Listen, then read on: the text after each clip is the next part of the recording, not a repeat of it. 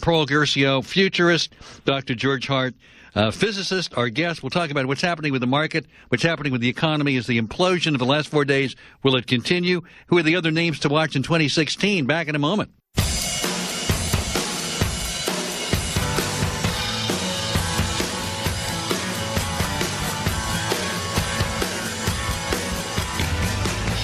I'm Alan Colmes, and we're talking to our friends from the Merlin Project, Dr. George Hart, futurist Paul Guercio. You can find him on Twitter, by the way, at TimeTraks, TimeTraks, TimeTraks on Twitter.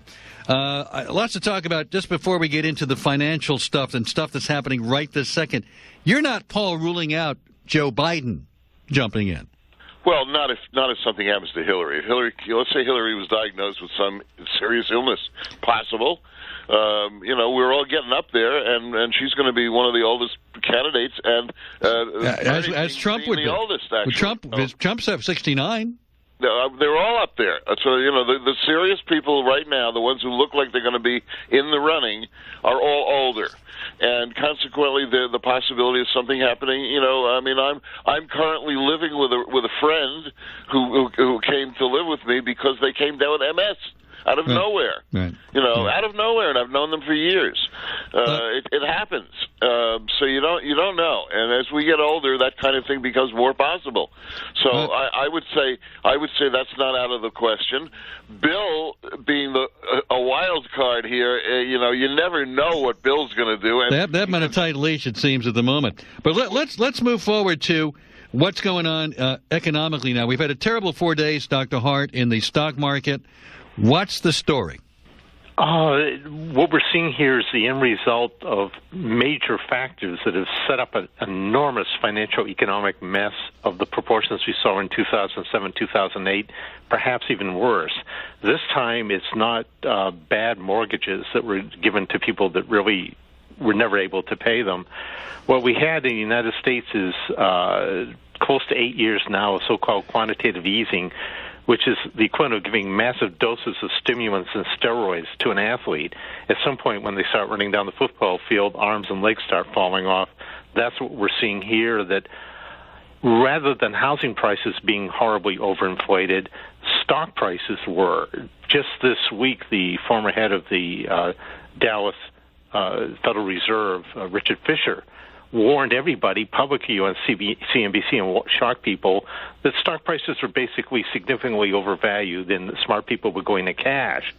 Well, between Fisher saying that and last Thursday, Deutsche Bank in Germany announcing that they were pulling out of co-ownership of a major Chinese bank because there were so many non-performing loans in China.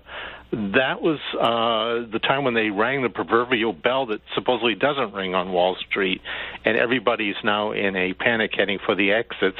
Adding to that mess as if it needed more, Saudi Arabia a year or so ago declared economic war on fracking for oil in the United States, oil in Russia, oil in Iran, and a kamikaze mission to drive the price of oil down and maintain market share, so much so that Saudi Arabia is in danger of default itself within 5 years.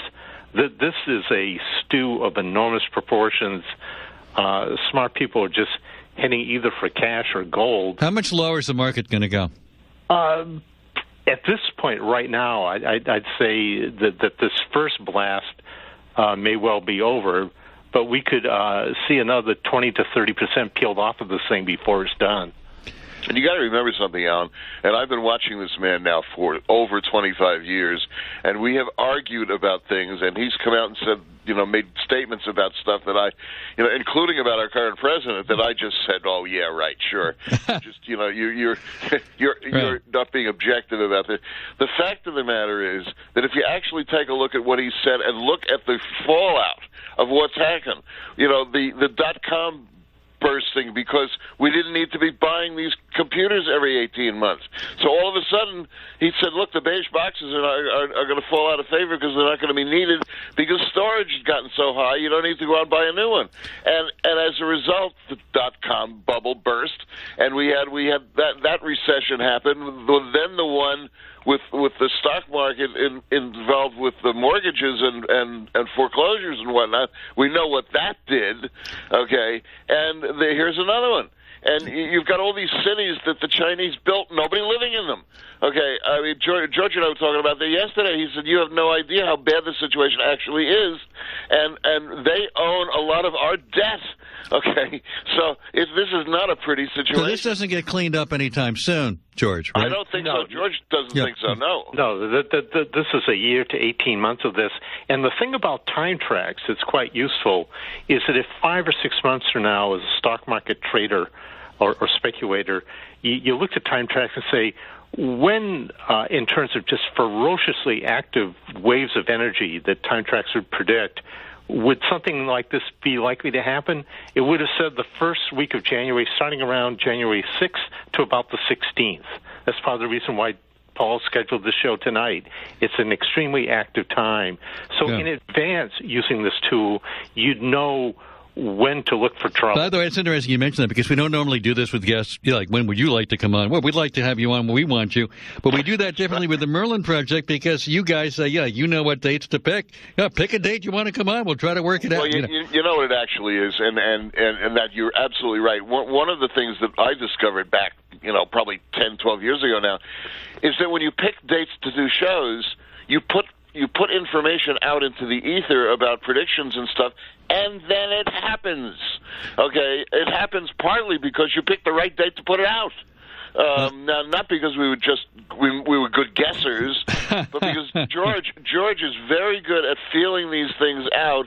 He's for somebody who's a physicist with all kinds of credentials, he's a better psychic probably than I ever pretended to be. Well, is this stuff psychic stuff, or is it you're looking at hard numbers based on data that you've been able to digitize, and thus it's more science than it is psychic stuff? Right, it is more science, but the thing is, it never hurts to bring good intuition into any of this, because you need to be able to read it and get a sense of the direction it's going and what form it's going to take, because basically the numbers alone don't tell you what form it's going to take. They don't tell you whether it's going to be good or bad. Well, as a physicist, George, talking about quantum physics, are we dealing on a quantum physics level where now you're creating our own reality based on choosing the right moment to put energy into the atmosphere?